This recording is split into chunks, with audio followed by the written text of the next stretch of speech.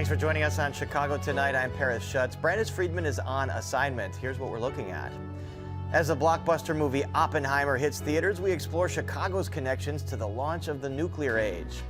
How the Cook County Sheriff's Office is helping people when they get out of jail.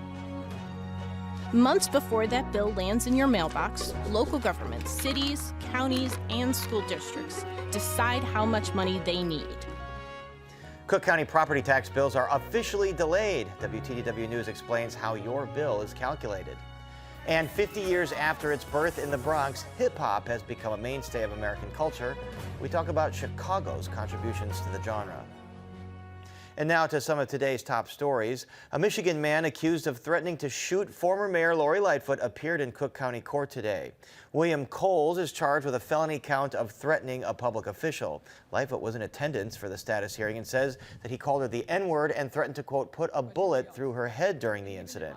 She issued a statement saying, quote, "We all know that criticism from the public and others comes with the job of being an elected official, but what doesn't come with the job and what we must never accept are threats of death or bodily harm. On behalf of my family and myself, I have to take these threats seriously and ensure I have the protection to which I am entitled, given the seriousness of the current threat environment." Workers at 3 local safety net hospitals are sounding the alarm on low staffing levels. The workers are represented by the union SEIU Healthcare and are employed at Roseland, St. Bernard, and Loretto hospitals. They say the hospitals are dangerously understaffed, which could pose problems for vulnerable communities that often rely on them for their health care. This comes as workers at Loretto Hospital issued a 10-day strike notice. Cook County property taxpayers have a little extra time to get their payments in. That's because the second installment of bills are going to be delayed around 4 months. Typically, homeowners would get their bills around August 1st, but should now expect them in the mail sometime between November and December. Cook County officials from different agencies have blamed each other for the late bills, which have become somewhat of a regular occurrence in recent years. First installment payments were due on April 3rd, and later in the program we will explain how your property tax bill is calculated. 13 new community healing centers will open across the state, including right here in the Austin community on Chicago's west side. The centers will be located in communities most impacted by gun violence and funded by a grant from the Illinois Criminal Justice Authority. The network, called Live Free Illinois, will focus on healing and healthcare services at these centers. And today, a group of public officials and community leaders gathered to break ground, as you see here, on Austin's facility, and that'll be located on the 5100 block of West Madison. Up next, Chicago's connection to the new blockbuster movie Oppenheimer. That's right after this.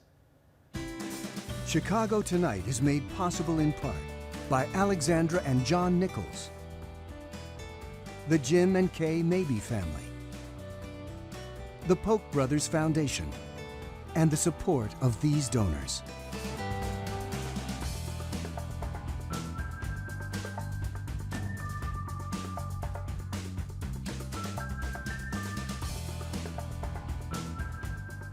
The much anticipated blockbuster Oppenheimer hits movie theaters this week. In fact, I think it opens tonight.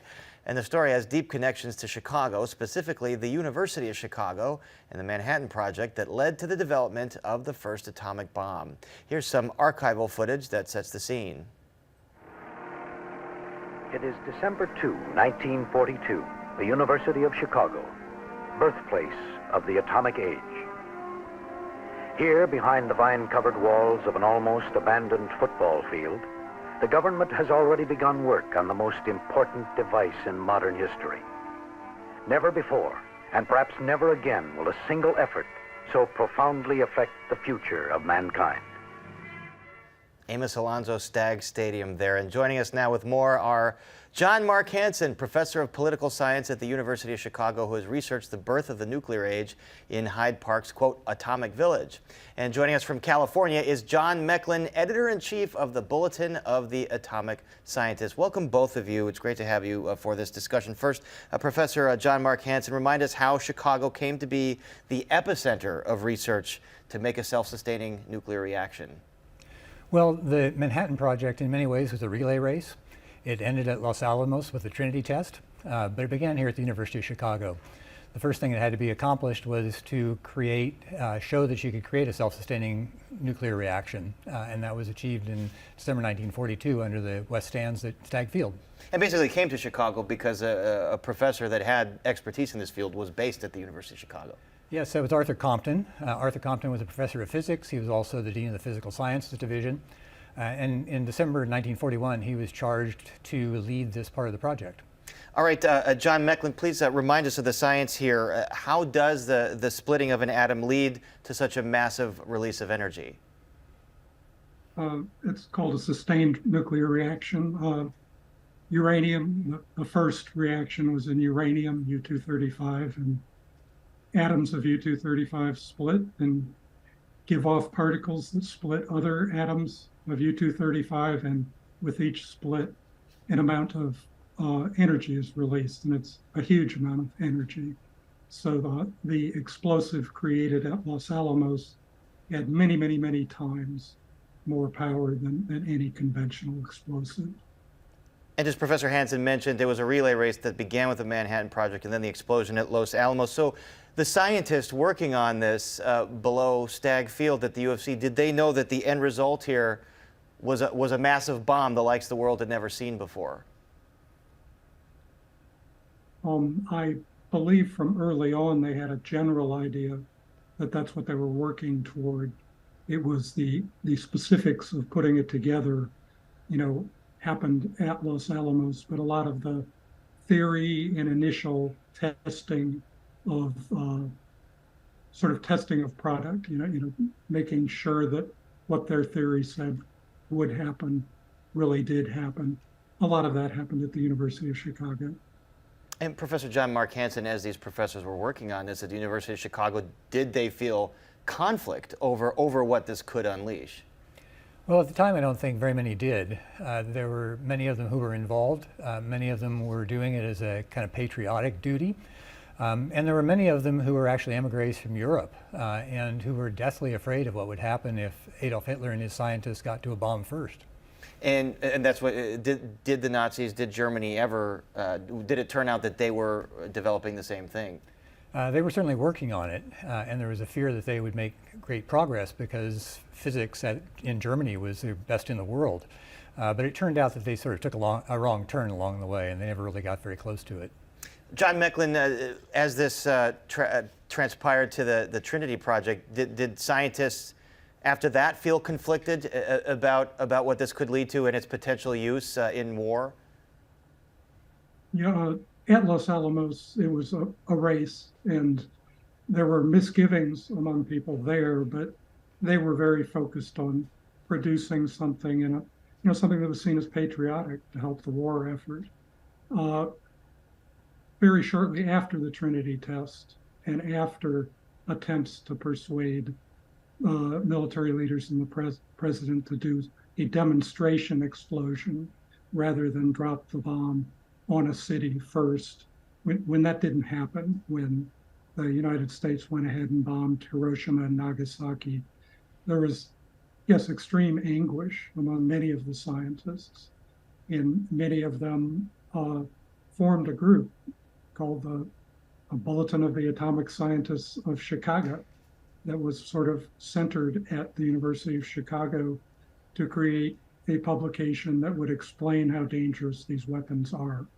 And that's, of course, the group that you lead, and every year you come out with the atomic clock, which seems to get closer and closer to midnight as the threat of nuclear war is always kind of around. You did interview the director here, Christopher Nolan.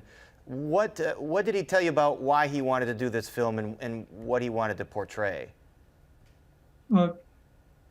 He explained that in the 1980s, when he was a teenager, and when anti-nuclear sentiment in Europe, he was from the UK, was at a height, he became interested in nuclear matters then, and eventually ran across this Pulitzer Prize-winning biography, American Prometheus, that is the Oppenheimer story in 700 pages. And it is an amazing narrative, and he took on the task of trying to boil that down and present it on the big screen in a way that would be both a good story that a lot of people would watch. That's his main impetus, but he also, at least when I talked to him, he convinced me that he's genuinely concerned about the nuclear threat and really does hope this movie does something about it. And it connects to some issues with AI in modern day, which I want to get back to. But Professor John Mark Hansen, remind us who J. Robert Oppenheimer was, and then the conflict that he felt over what he had helped create. Well, Oppenheimer is a theoretical physicist, did important work in theoretical physics, was chosen to be the head of the director of the laboratory at Los Alamos. He was a very well-educated man, a very urbane man, and very much tortured about his role in the project. As I think this movie portrays that. John Mecklin, is there an allegory here for what is going on with the development of artificial intelligence and the worries about what its uses could be, however pernicious, down the road? There's certainly parallels. I mean, there are differences between nuclear technology and the kind of information technology that artificial intelligence relates to, but a lot of the scientists working on artificial intelligence have the same sorts of fears, the fears that it could get out of control or be used for ill in a way that's existentially threatening, that could really disrupt civilization at the least. So there are real parallels there, and there are intersections. There are thoughts among some of using artificial intelligence in military command and control situations, which brings the prospect of nuclear weapons and artificial intelligence together in a way that seems to me particularly daunting and questionable. And I think there's another great director that did a movie about that premise that came out in the 80s with Arnold Schwarzenegger in it. But anyway, Oppenheimer, that opens this week, and I'm sure you both will go see it. Looks like a great film. Professor John Mark Hansen, John Mecklin, thank you for explaining all this to us. And the Bulletin of the Atomic Scientists and the other organizations are hosting a special showing of Oppenheimer at the Music Box Theater on July 29th, followed by a post-movie panel conversation. That should be very interesting. And up next, the services offered out of a free resource center, so please stay with us.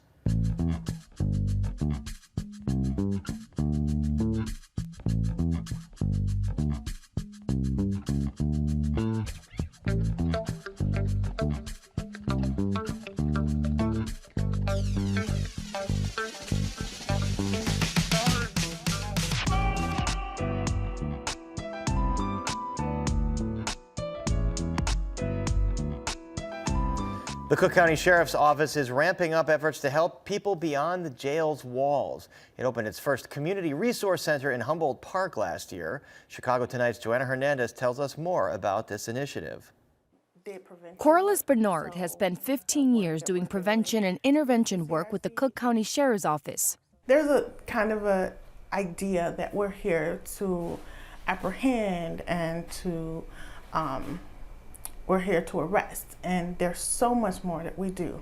Bernard has been helping people inside Erie Family Health Center in Humboldt Park for the last year. We kind of go based on the individual, on whether or not they want one resource or another, and sometimes they come in and don't even know what they need. So I think the more we sit down, we chat, we talk, we be a face, we be a helping hand, we open the doors to so many different opportunities for them. An initiative Cook County Sheriff Tom Dart launched. We're doing all this work with people on particularly mental illness and working with their individual issues, but then when they would leave us, they would go out into the community where there was very little services. So I was like, okay, we'll set up our own services out there. The idea initially started virtually during the pandemic to connect those released from custody with everyday resources like mental health services, housing, and employment. To make it available to a bigger population, the Community Resource Center started operating inside Erie's Health Hub. Navigating a system, whether you're recently out of custody or you're on electronic monitoring or you're facing eviction or you don't have a place to stay, the things that might seem very simple to accomplish for you and I become very, very difficult. Case manager Bernard says she supported dozens of individuals through their journeys. What are some struggles that you would say, people have in common that they struggle with, that you notice? I think that they struggle, the participants that We struggle with a lot of different things, and it ranges. So we try to kind of isolate what those struggles might be. I think that housing is one of them, just trying to find where to start. Sheriff Dart says it's an opportunity for law enforcement to help people on different levels. Do we do law enforcement? Yeah, of course we do that. That's, nature, part of the office. But also part and parcel of that is to be working with the communities. For Chicago Tonight, I'm Joanna Hernandez. The Community Resource Center is open for walk-ins from 7 a.m. to 5 p.m. on weekdays. As we mentioned earlier, Cook County property tax bills that are supposed to hit your mailbox in early August are delayed again this year. Looks like they'll arrive in November or December instead. Anyway, did you ever wonder just how your property tax bill gets calculated? Our Heather Sharon takes you on a journey through that game, part of our series WTTW News Explains.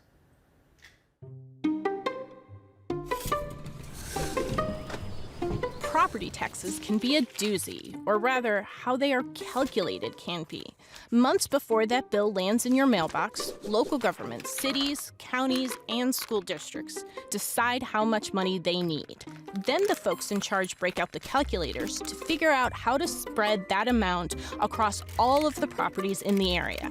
That's your tax rate. But it isn't an even split. Your final bill or share is based on the value of your home. After all, the owner of a $100,000 house shouldn't be expected to pay the same as someone with a multi-million-dollar mansion, right? So the number crunchers hit the books, calculating the fair market value of each property using a whole bunch of data, like sale price, lot size, neighborhood, home age, and more, all following a series of steps designed to protect taxpayers from wild swings in their bills. As a property owner, you can appeal your fair market value before it's set. Next up, assessment. In Cook County, residential properties are assessed at 10% of fair market value.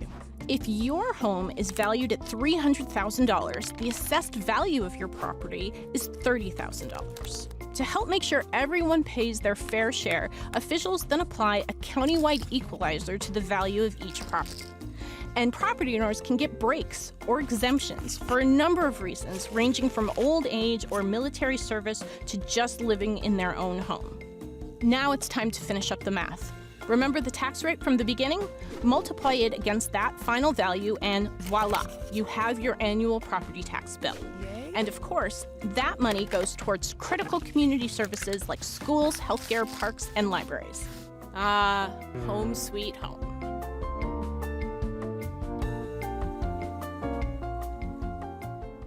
And you can see more of our digital series WTTW News Explains on our website. Well, up next, hip hop turns 50. Brandis Friedman is going to be here with that conversation recorded earlier. But first, we take a look at the weather.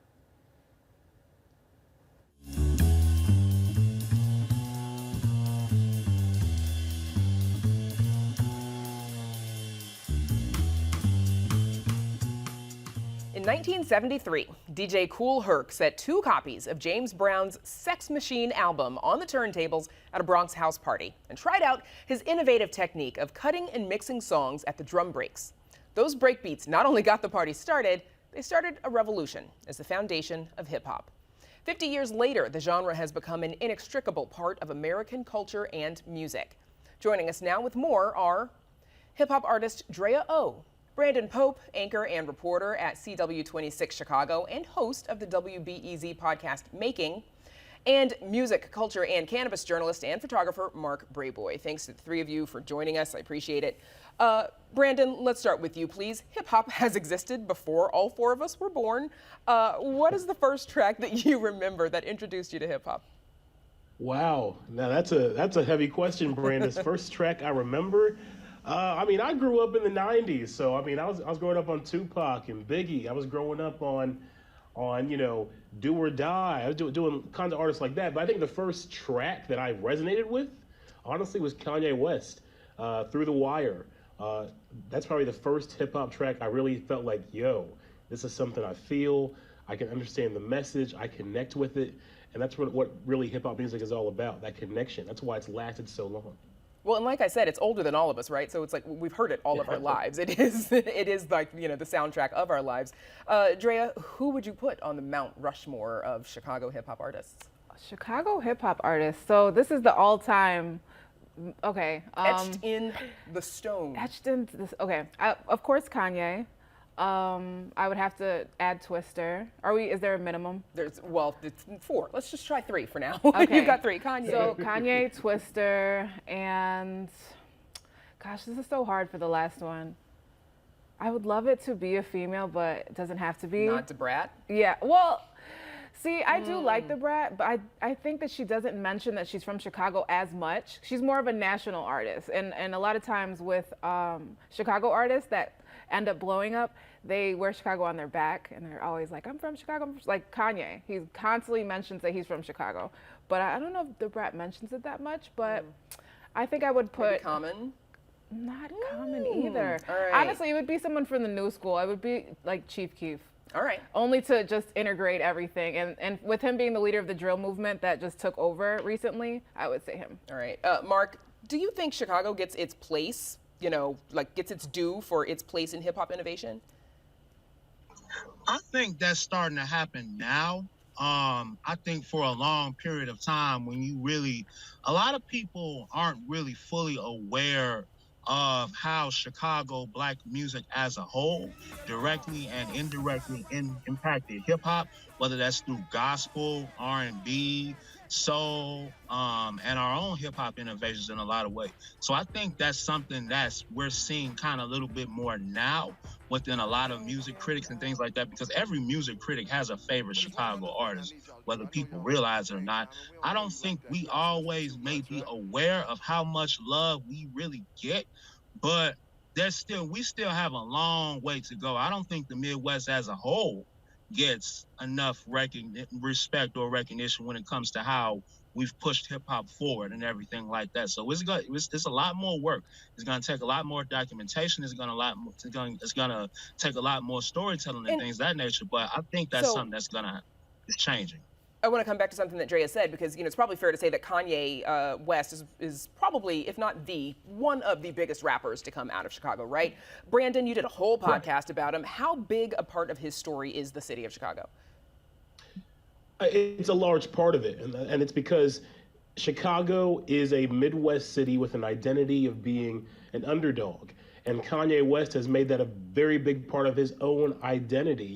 He talks about, what the Midwest is, young and restless. I mean, just that saying itself embodies the swagger, the hustle, the heart that Chicagoans have. And you look at his career journey, having to knock down doors just to get where he is and prove to people that he is a great artist. Obviously, he had to leave and go to New York and LA to get some of the national fame, but he wears Chicago on his back and brought up a lot of Chicago hip hop artists along with him, putting on Twista, Common, Rhymefest, GLC, and so many others in the process, Lupe Fiasco as well. So he's worn Chicago on his back more than many Chicago artists have, and the whole city's benefited because of it.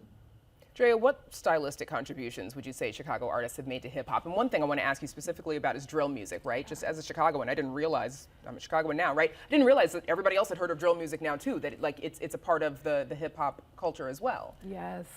So in the recent years, Chicago has definitely been leading the charge for the drill movement, better or worse. A lot of people argue about whether the drill movement was a positive or a negative thing, but it's just the reality of a lot of people's lives in Chicago, and it's just reflecting through the music. So the drill movement definitely has left its mark on hip hop culture. In the last 10 years, it's started in Chicago, moved all the way to the UK, and now there's Brooklyn drill, the Bronx drill. So that all started from Chicago, and it all started from the youth, young rappers from Chicago, and it's still going. There's a lot of new artists here now that I would mention. A couple of new drill artists that I love, like Tay Savage, and there's just a new wave that's coming right now, and it's just exciting to see. Yeah, got a few folks I probably got to look up. We're almost out of time. Mark, nope, that would be my watch. Mark, you said some women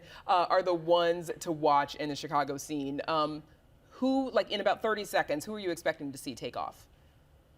There's a lot of women that's taking off right now. Right now, we have a whole wave, an unprecedented wave of women like we've never seen before. We've got Freddie Olsoul, we've got Amari Blaze, we've got Jay Bambi, we've got Mellow Bucks from 79th and Essex. You know what I mean? We got Monty the G, Cashmere. It's a whole slew right now. Vicky Streets, Baja Banks. So it's lot a of whole folks slew like you never believe. A lot of whole folks lot that you're people that we need excited to about. check out right now. I'm grateful to all of you for joining us. Brandon Pope, Mark Brayboy, Andrea O. Thanks so much, everybody. Thank you. Back to wrap things up right after this.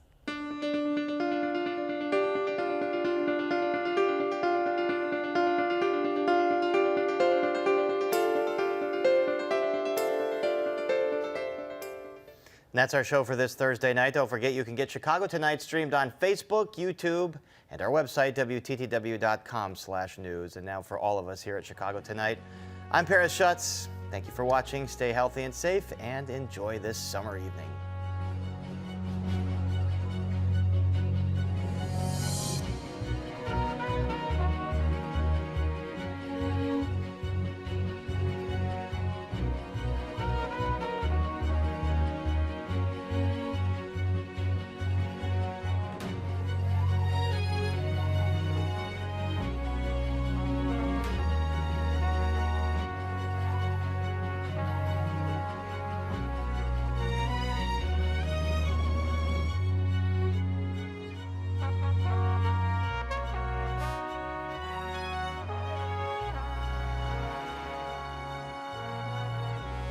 Closed captioning is made possible by Robert A. Clifford and Clifford Law Offices, a personal injury law firm pleased to give back to the community through numerous charitable initiatives.